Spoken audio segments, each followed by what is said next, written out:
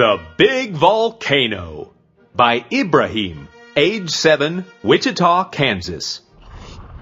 The big volcano burns the dinosaurs. There is no water. They can't climb the side of the volcano and spit in the volcano. One day, a brave little dinosaur is going to save the day. He does push-ups. He climbs walls. He's the flying type. Super incredible flying dinosaur took a fat metal wire with 2 holes, and then he took 2 screws and 1 pail with 2 holes and combined them. He told every dinosaur to spit in the bucket. They spat in the bucket. Then super incredible flying dinosaur flew into the volcano and dumped the spit into it. There was smoke. Nothing happened.